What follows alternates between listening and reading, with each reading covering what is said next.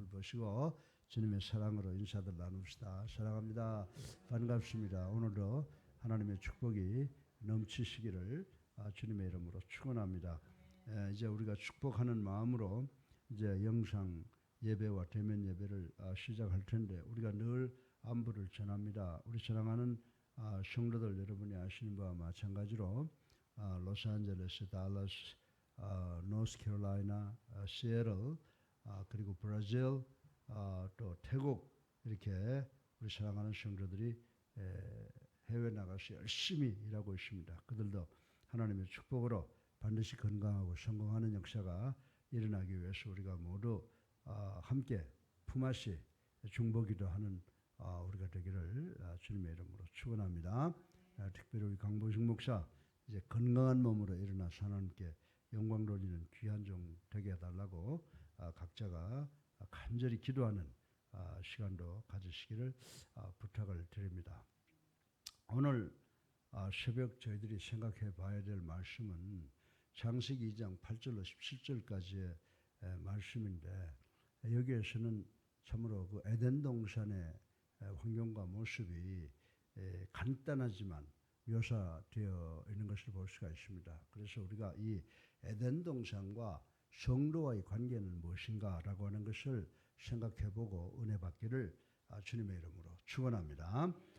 여러분들 저는 사실은 역사 선생이 되고 싶었거든요. 그래서 역사를 우리 집사람하고 이렇게 가끔 텔레비전을 보게 되면 역사 소설이 드라마에서 나올 때 제가 이렇게 이야기를 해주면 어떻게 그걸 아느냐. 그러니까 제가 운동을 하면서도 역사 시간에 열심히 하고 역사 책을 많이 봤어요.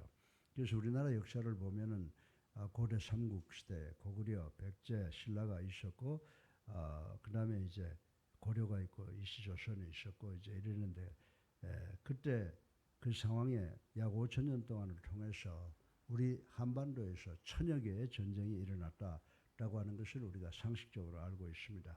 그런데 그 중에서도 제가 제일 즐거워했던 그 역사는 고구려 역사인데 왜 고구려 역사냐? 우리나라 역사에서 고구려 역사가 가장 큰 대륙을 가지고 있었기 때문에 고구려 그러면 우리도 이렇게 쥐꼬리만한 손바닥만한 나라가 아니라 정말 대국인 그런 것을 상상할 수 있어서 고구려를 상당히 선호하는 그런 경향이 있었습니다. 그런데 이 고구려의 창설을 보게 되면 북부여에서 고주몽이라고 하는 사람이 태어나서요. 그 조선 유민을 데리고 그 졸본성 근방에 있는 오녀상이라는 곳에 와서 이제 국가를 세우는 것을 볼 수가 있습니다. 국가를 세워서 삶의 터전을 마련해 주기 위해서 온갖 고통을 다 하잖아요. 수많은 사람이 목숨을 요구하는 고난을 당하고 그러다 끝내 나가서 그 졸본성에다가 그 삶의 터전이 마련되는 것을 우리는 볼 수가 있는 것입니다. 그런데 이 삶의 터전이라고 하는 것은 가만히 살펴보면요. 세 가지의 요구 조건이 있다고 하는 것을 볼 수가 있어요. 첫 번째로 평화와 축복. 그 다음에 울타리라고 하는 거 있죠. 그 울타리는 그 나라의 국민으로서 보호의 울타리가 된다고 생각해 볼 수가 있습니다. 그리고 이 두 가지 요소를 지키기 위해서는 국민 각자에게 주는 사명, 책임이 부여된다라고 하는 것을 우리는 상식적으로 역사를 통해서 볼 수가 있다라고 하는 것입니다. 그런데 우리가 오늘 이 본문의 말씀을 보니까 태초에 하나님께서 여러분과 나를 포함한 그 인간의 조상을 창조하시고 그 인간에게 첫 삶의 터전을 주셨는데 그것이 곧 에덴 동산이라고 하는 사실을 생각해 볼 수가 있습니다.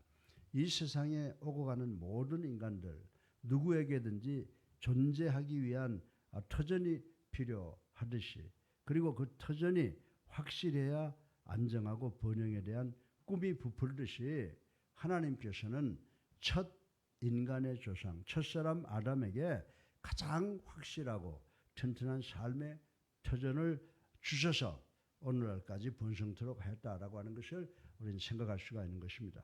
따라서 아담이 하나님께서 아담에게 주신 이 삶의 터전은 인간의 노력에 의해서 이룩된 불완전하고 흔들리는 터전이 아니었다라고 하는 것입니다. 여러분들 고구려도 결국은 나당 연합군에 의해서 멸망하고 지구상에서 사라져 버렸다고 하는 것을 우리는 잘 알고 있습니다. 그러나 에덴 동산은 인간의 제한된 변화무쌍한 그런 능력으로 건설된 나라가 아니었기 때문에 이 에덴 동산은 하나님의 주권적인 창조와 뜻과 섭리에 의해서 주어진 완벽한 터전이라고 하는 것을 생각해 볼 수가 있다라고 하는 것입니다. 그러나 이곳에도 불행한 일이 벌어졌습니다. 뭐냐면 에덴 동산에서도 불행하게도 아담은 범죄로 인하여 그 하나님께서 우리에게 마련해 주신 행복 동산인 삶의 터전을 상실하게 되었다라고 하는 것입니다. 그렇지만 역사 속에 면면이 이어져 내려온 낙원에 대한 그리움이 반영된 많은 설화와 인간의 보편적 심리를 보건대 정말 이 에덴 동산이 얼마나 안전했고 확실한 삶의 터전이었는가를 능히 짐작할 수가 있다는 것을 말씀을 드릴 수가 있는 것입니다. 오늘 본문 이 창세기 2장 8절로 17절까지의 말씀을 보면 이 본문은 이렇게 완벽한 삶의 터전 에덴 동산에 관한 간단 명료한 묘사가 기록되어 있는 것을 우리 모두가 다 읽었습니다. 사랑하는 성도 여러분, 21세기를 살아가는 우리는 이 에덴 동산을 통해서 영적 의미가 무엇인가를 깨닫는 노력이 우리들에게 있어야 되는 줄로 믿으시기를 주님의 이름으로 축원합니다. 그래서 이 에덴 동산을 영적 의미로 조명해 보는 것을 통해서 우리 모두가 어떤 사람이에요? 우리 모두는 하나님과 연합한 사람들이라고 하는 사실을 우리는 깨달아야 되는 줄로 믿으시기 바랍니다. 그리고 우리는 하나님과 연합했으므로 완전한 하나님의 뜻과 하나님의 섭리 속에 살아가는 성도다라고 하는 긍지를 가져야 된다라고 하는 것입니다. 그렇게 되면 이 에덴 동산은 어떤 거예요? 정말 하나님께서 우리에게 마련해 주신 그 삶의 터전이라고 하는 사실을 우리 모두는 깨닫고 믿어야 된다라고 말씀을 드릴 수가 있습니다. 다시 말씀드리면 에덴 동산의 완벽한 환경은 이 세상의 모두에게 주어지는 것이 아니라는 거예요. 여러분들 에덴 동산이라고 하는 것은 이 지구에 사는 70억 인구들에게 주는 것이 아니라고 저는 분명하게 말씀을 드릴 수가 있습니다. 그러면 이 에덴 동산은 어떤 것이냐? 에덴 동산은 정말 하나님의 말씀을 믿고 그리고 하나님의 말씀에 의지하여 살아가는 성도들에게만 허락된 터전이라고 하는 것을 우리 모두는 깨달아야 되는 줄로 믿으시기를 주님의 이름으로 축원합니다. 이제 본문을 통하여 하나님께서 우리 믿는 자들에게 주시는 터전은 어떤 것입니까? 그리고 어떻게 그 터전을 관리하고 보존해야 하는지를 생각을 해보겠습니다. 쉽게 말해서 우리가 하나님이 주신 이 에덴 동산이라고 하는 터전을 어떻게 관리해야 되는가 하는 그 책임이 있다는 사실을 여러분들에게 말씀드리고 우리 모두가 은혜 받기를 주님의 이름으로 축원합니다. 그래서 이 하나님께서 우리에게 주신 그 에덴 동산은 뭐냐? 평화의 축복이 있는 터전이다. 그리고 우리의 보호의 울타리가 있는 것이다. 그리고 이 두 가지를 갖다가 우리가 지키기 위해서는 우리에게 사명이 있다라고 하는 것을 생각을 해 보려고 합니다. 그러면 첫째로 성도에게 있어서 에덴 동산은 제가 평화와 축복의 터전이라고 말씀드렸는데 이 말씀의 의미가 무엇인가를 생각을 해 보겠습니다. 여러분들 오늘 9절에 보면요. 하나님께서는 에덴 동산에 보기에 아름답고 먹기에 좋은 나무를 주셨다라고 하는 말씀이 기록되어 있는 것을 우리는 볼 수가 있습니다. 그리고 10절에 보면 4개의 강이 에덴 동산을 적시며 흘러간 모습이 기록되어 있는 것을 볼 수가 있습니다. 그래서 이 말씀을 보면요. 이 세계 천지를 창조하신다는 것이 간단한 일입니까? 수천 년, 수만 년을 통해서도 그걸 건설하기가 힘든 것인데 하나님의 말씀인 성경은 이 에덴 동산에 대해서 간략한 묘사이지만 풍요스럽고 평화스러운 모습을 우리는 충분히 그려낼 수가 있다라고 말씀을 드릴 수가 있습니다. 그 아름답고 평화로운 동산을 아담은 마음껏 거닐며 즐겼을 것이라고 상상도 해볼 수가 있는 것입니다. 이러한 평화와 축복의 터전이 바로 이 세상 모든 사람에게 주어졌지만은 실제로 그 삶의 터전에서 자신의 삶을 향유할 수 있는 사람은 예수를 구주로 살아계신 하나님의 아들로 믿고 영접하고 세례받아서 하나님의 자녀들에게 마련된 삶의 터전이라고 하는 사실을 우리는 깨달아야 된다라고 하는 것입니다. 쉽게 말해서 에덴 동산이라고 하는 것은 성도들에게, 하나님과 동행하는 성도들에게 마련된 삶의 터전이라고 말씀을 드릴 수가 있다는 것입니다. 따라서 하나님과 동행하는 성도에게는 세상 사람이 알지 못하는, 그리고 세상 기쁨이 주지 못하는 참된 평화가 있는 곳이라는 사실을 우리는 깨달아야 된다고 하는 것입니다. 사랑하는 성도 여러분, 그것은 하나님께서 주실 평화와 축복의 터전이 곧 에덴 동산이라는 삶의 터전을 소유할 수 있다고 하는 사실을 우리는 깨달아야 된다라고 하는 것입니다. 이런 의미에서 신약시대 예수 그리스도께서는 뭐라고 표현을 하셨습니까? 요한복음 14장 27절에 와서 나의 평안을 너희에게 주노라. 내가 너희에게 주는 것은 세상이 주는 것 같지 아니하니라 라고 선포하셨다고 하는 것입니다. 그렇습니다. 세상이 주는 평안은요, artificial, 인위적이고 정말 변화무쌍한 것이지만은 우리 그리스도인들이 누리는 평안은 영원하며 흔들리지 않는 변함없는 평안이라고 하는 사실을 믿어야 된다라고 하는 것입니다. 그러므로 우리 성도들은 우리의 삶을 하나님 보시기에 아름답게 살아서 흔들리지 않는 영적 에덴 동산의 평화와 축복을 누리는 여러분 되시기를 주님의 이름으로 축원합니다. 두 번째로 성도에게 있어서 에덴 동산은 보호의 울타리가 있는 터전이다라고 하는 것을 생각을 해 보겠습니다. 우리 조용하게 그리고 곰곰이 이 에덴 동산이라고 하는 것을 머릿속에서 한번 조명을 해 보시길 바랍니다.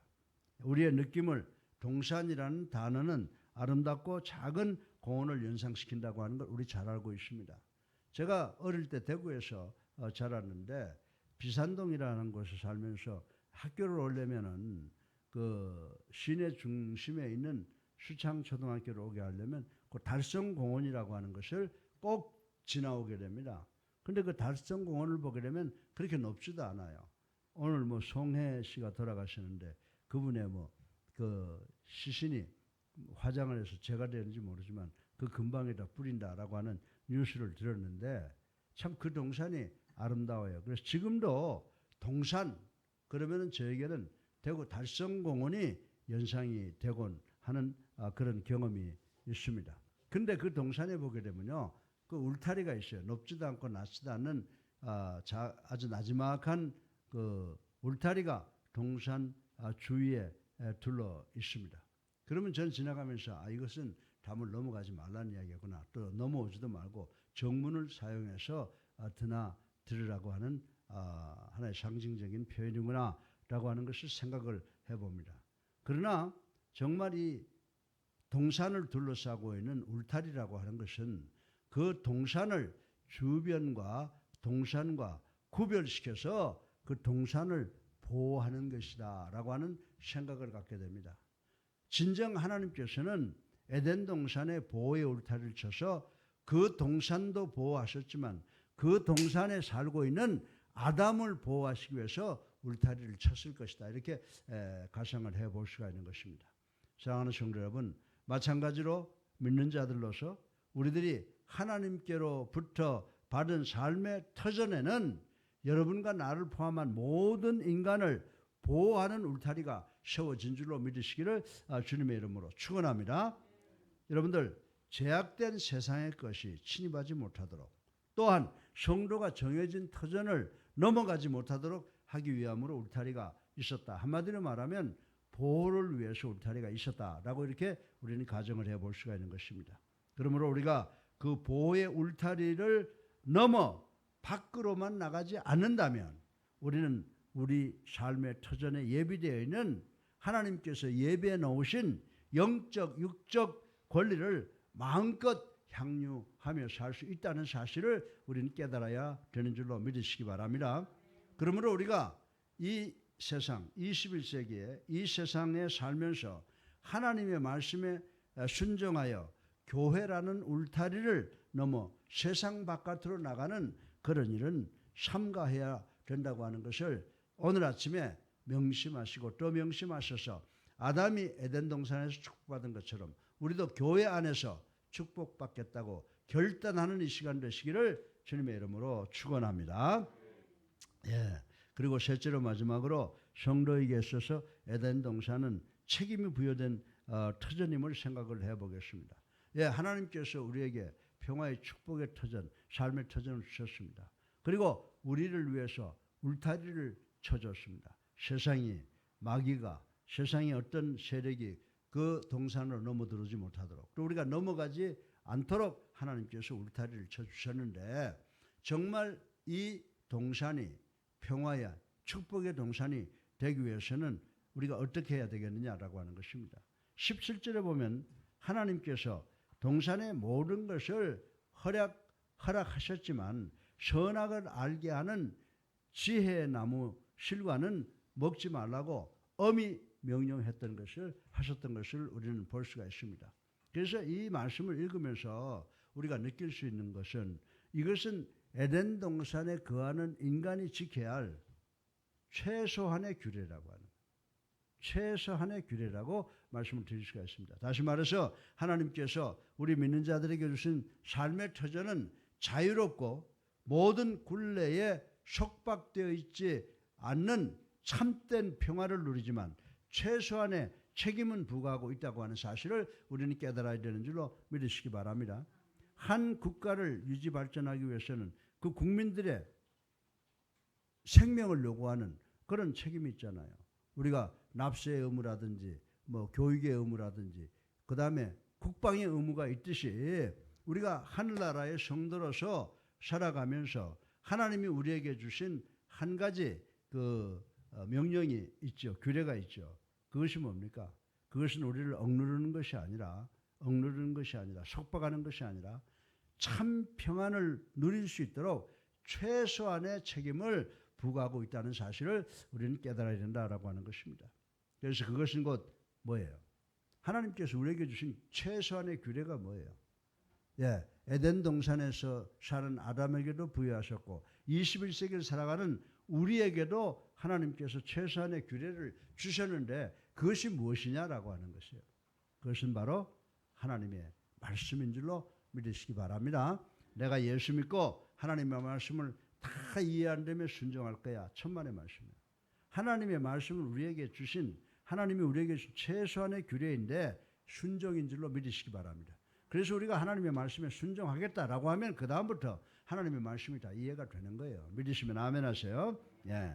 그래서 정말 하나님이 마련해 주신 삶의 터전, 이 영적 에덴 동산에 사는 우리들은 하나님의 말씀에 순종하며 하나님의 말씀에 순종하는 것을 통해서 하나님과의 계속적인 친교의 관계를 유지하는 것이다 라고 말씀을 드릴 수가 있습니다.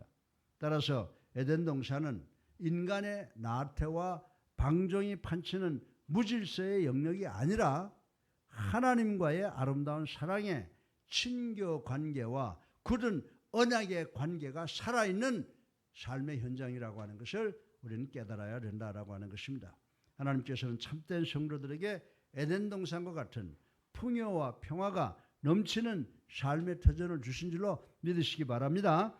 그 터전은 아름다우며 또한 하나님의 주권적인 뜻과 하나님의 주권적인 간섭이 있는 것이다 라고 하는 것을 우리는 깨달아야 된다라고 하는 것입니다. 그러므로 인간의 책임도 따르는 것입니다.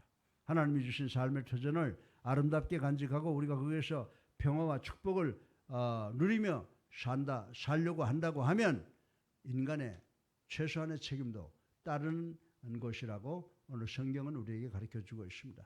여러분들 아주 쉬운 것을 통해서 우리가 이 논리를 생각해 볼 수가 있어요. 우리가 이렇게 겨울이 되면 어릴 때 지금은 뭐 건물들이 높고 이렇게 해서 연을 날리고 그러진 못하지만 우리 어릴 때 어린아이들이 놀 수 있는 가장 즐거웠던 방법이 뭐예요? 연을 만들어서 띄우는 거예요. 예. 그런데 문제는 뭐냐? 그냥 놔두면 연이 하늘 높이 올라갈 것 같지만 그냥 연은 떨어져서 파괴되고 맙니다. 그러나 연이 연줄에 매여 있을 때 창공을 나는 자유를 맛보듯 우리 믿는 자들도 하나님과의 줄이 끊기지 않도록 노력하여 우리가 누릴 수 있는 참 자유와 평안을 계속 유지해야 된다라고 하는 것입니다. 그럼 우리 믿는 자들이 붙잡을 줄이 뭡니까? 그것은 바로 하나님의 말씀인 줄로 믿으시기를 주님의 이름으로 축원합니다. 결코 우리 성도들은 불순종으로 말미암아 축복된 삶의 터전 에덴 동산을 상실하는 비극을 당하지 말아야 됩니다. 그것은 뭐냐? 정말 연이 연줄에 매여 있을 때 창공으로 올라갈 수 있듯이 우리가 하나님의 말씀을 부여잡고 있을 때 하나님이 우리에게 허용하신 정말 삶의 참 자유와 평안과 그리고 영혼에 대한 소망을 갖고 살아가게 되는 줄로 믿으시기를 주님의 이름으로 축원합니다. 성도에게 있어서 에덴 동산은 아주 좋은 삶의 터전이라고 해요. 그랬죠. 그러니까 첫 번째로 평화와 축복의 터전이라고 말씀을 드렸고 두 번째로 우리 보호의 울타리가 쳐진 곳이라고 말씀을 드렸는데 평화와 축복의 터전 그리고 우리가 보호받기 위해서는 최소한의 규례가 있는데 그것이 뭐예요? 그 최소한의 규례는 우리가 연이 연줄에 매여 있을 때 창공을 날아 올라갈 수 있듯이 우리가 하나님의 말씀에 순종할 때 하나님의 축복 속으로 천국에 입성할 수 있는 그런 특권을 얻게 되는 줄로 믿으시기를 주님의 이름으로 축원합니다. 사랑이 많으신 아버지 하나님, 성도들에게 있어서 에덴 동산은 평화와 축복의 터전입니다. 보호의 울타리가 쳐진 것입니다. 이것을 지키기 위해서는 말씀에 순종해야 될 책임이 부여된 것이라고 하는 사실을 깨닫는 저희들 되게 하여 주시옵소서. 예수 그리스도의 이름으로 감사하며 기도드렸사옵나이다. 아멘. 할렐루야. 네, 우리 앞뒤에 불 보시고 주님의 사랑으로 인사들 나눕시다. 사랑합니다. 반갑습니다. 오늘도 수고하시기를 승리하시길 바랍니다. 이제 우리 다 같이 411장 찬송 부르시고 기도하는 시간을 갖겠습니다. 411장입니다.